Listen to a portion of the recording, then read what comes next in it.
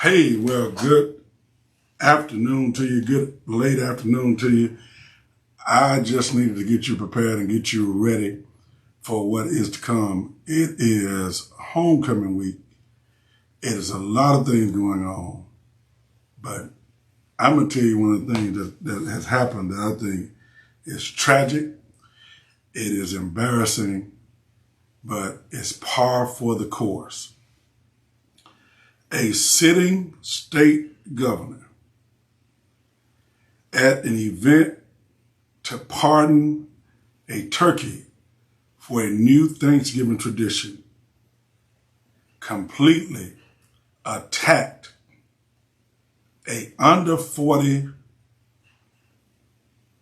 lawyer mayor who's serving his community, serving in difficult times, and because he has his own agenda, he attacked the mayor, called him incompetent,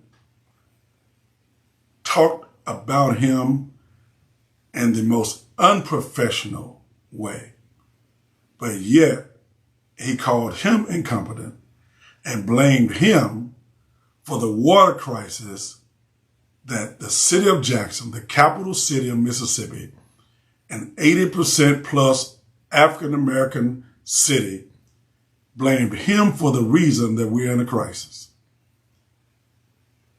It is absolutely unbelievable that he did that, but what's worse is that there's not a public outcry from both black and white leaders. There's no public outcry. There's no public word that a sitting elected state governor by the name of Governor Tate Reeves, who is a career politician, attacks a young black mayor who has a law degree while he has a BA from Belhaven, but he attacks him and calls him incompetent because he instructed the agencies that he ultimately oversees that are part of this state to put out an RFP, request for proposal, regarding who would operate the water plant while the city is the one responsible for paying. Nothing he does at this point surprises me. What surprises me is that there's not public outrage. See, at this point, people, regardless of who you are for or who you are against, regardless of all of that, you and I have got to get to a point to where we put personal feelings aside. You deal with that in the back room amongst yourselves. But when a obvious person who has no concern for people of color in Jackson, Mississippi, and no concern for people except the ones that have his own best interests and the ones he can control, has come out and attacked the mayor of Jackson. Regardless, the people elected the mayor. And since the people elected the mayor, that is not just an attack on the mayor, but it's an attack on the leadership. He's attacking the people and the person that you elected. Not one time has the mayor called him incompetent. And if you want to talk about incompetence, let's talk about $77 million plus that have been misspent under his watch. You want to talk about incompetence? I mean, it's unbelievable for the number of years that it is now documented that he and others withheld funds from the city of Jackson over decades and for the time he's been in office, but yet incompetence. I'm blown away. But what blows me away most is there's no public outcry. There's no public outrage. We cannot be a people who allow those that don't have our best interest to choose our leaders for us.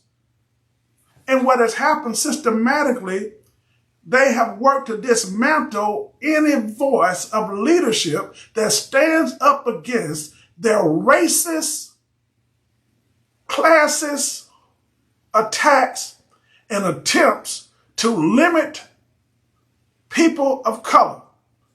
And we got to stand up. I'm talking about we ought to be publicly outraged right now. When I heard the news, I was out of town all this week, and I'm riding through Atlanta looking at Ralph Abernathy Freeway, Dr. Martin Luther King, and Joe Solari. And when I heard this, I became so upset because I cannot believe that at a turkey party, he calls the mayor incompetent, but he's at a turkey party and attacks the mayor. It's unbelievable. It's unbelievable, but I'm telling you what's more unbelievable, that we don't have anything to say about it. Worse than that, here is what the real story is. The real story is they want to choose who gets to do the work while the city and the citizens of Jackson pay the bill. Listen to me again. Hey, we gonna pick who do this work, but y'all gotta pay the bill. And then he blatantly lies. He says things like how much they give him the city. He doesn't mention at all what the funds that came from the 1% that they control. He didn't mention at all the loan that the city has and the citizens have to pay back. And he makes it as if it's amazing to me. It's amazing. It is absolutely amazing. And I'm telling you, and I'm sorry, right now, this is what I'm talking. I'm talking to people. You don't necessarily have to be a black person, but you need to be a person that cares about what's right. If you are Caucasian and you heard the attack of the governor on a sitting mayor in a city, the same governor who just said in Hattiesburg, Mississippi, it's a good day not to be in Jackson. And if you are black or brown or white or Asian or Indian or any other race and you're not outraged, because what it is a demonstration of how they feel about us as a people. First, you withhold funds for water. Now you get online because you don't get to choose and get to put out the RFP without talking to the people that pay it. That's like somebody going to get you a car and say, here go the notes to pay it. That's crazy. We're dealing with some issues, y'all. And let me tell you, the more I hear, the more I understand that we're in a crisis. We're in a moral crisis. These officers are gunning down people like they're at the firing range, like they're playing a video game. There's no accountability. And nobody's saying anything. This leadership we have has allowed them to take $77 million from poor women and children, and yet there's no outrage. I mean, it has to become a thing that we got to understand that people can't keep riding into Mississippi to fight for us. We got to fight for ourselves. Those 3 workers that got killed in Philadelphia, Mississippi, they were from out of town. We got to fight for ourselves. We got to be willing to get some outrage. We got to be willing to stick with something longer than 14 days. People say, been asking me, Pastor, you going to the game? You going to enjoy the football game? I love football. I love Jackson State. I love everything they're doing. I love the winning. I love the players. I love it all. And people that know me know I don't miss games. But right now, I can't find myself to a place where I can enjoy because my people are in a crisis. It's like we've gone to sleep. I need the people to wake up. I need you to wake up. I need you to wake up. This is a crisis we're in. A crisis. because they have demonstrated to us that they do not value our lives, they do not value our leadership, and the only ones that they will play ball with are the ones that they can control. Something wrong with that. Listen, I'm coming back tonight. I've got some information to share with you tonight, and I need you to get ready. In between your festivities, in between what you're doing, I want you to understand. And if you're from out of town and you're watching this, let me first tell you this. There's not 1 ounce of hate in my body for people of any race. But there's a great amount of hate for the things that they're doing to people who cannot speak up for themselves. Listen to me. You and I cannot sit back and be okay as they systematically take the lives in the nighttime where there are no cameras running, no body camera, no footage, no dash cams. They are systematically being hired to take the lives of young black boys and girls, and we not be outraged when they don't give us an explanation. Capitol Police. We got to be outraged when a sitting governor that we all pay taxes into this state decides to attack a mayor in a black city, and we're not outraged. And nobody is calling him out on the lies that are being told. And sometimes we just go along with it. And whether or not you like Mayor Lumumba or anything about, we're talking about what's right. I'm talking to the pastors.